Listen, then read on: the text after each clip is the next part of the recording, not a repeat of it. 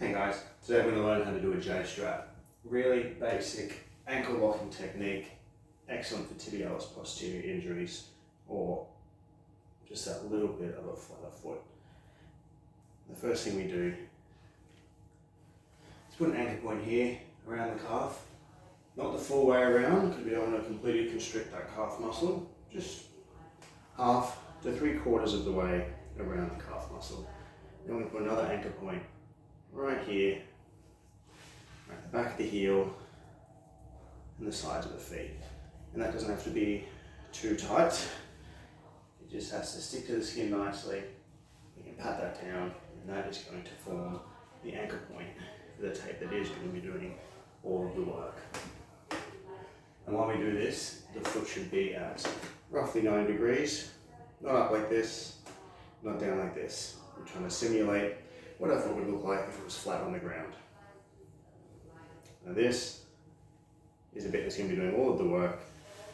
So we start it on the outside of the foot, so it hangs loose like so, and then we pull tight, and if we want we can even roll the foot in a little bit like so. So instead of having a flat foot, we hold it up and we pull that tape around as tight as we can, pull it rigid to the skin. Just have it come through here and fix it to the inside of the ankle.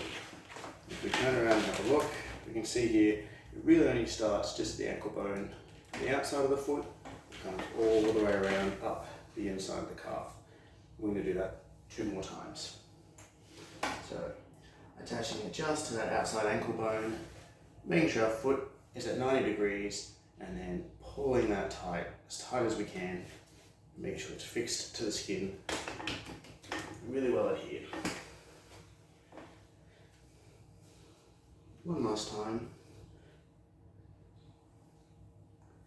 Fix the outside of the ankle, pull tight, and roll in.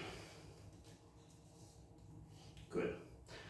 The function of this here is to essentially stop the ankle rolling in, stop that arch collapsing, hold that foot in a nice stable position.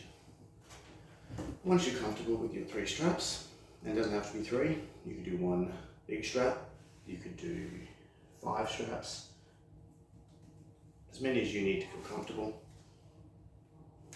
Once you're done, you just lock that back in again with a repeat of these original anchor straps. And you can see here I've actually run well past my original anchor strap. So let's put my next anchor strap right here at the top. That's just to stop that tape peeling down. Good. Pat it dry, pat it tight. Make sure it's not coming loose anywhere. Make sure it's not re-rolling. If you're worried that any of it's going to come off, feel free to put more tape on just to stick it down. And that's it. Boom. Boom. And that's going to stop me rolling in now. At the very least, make it a lot harder.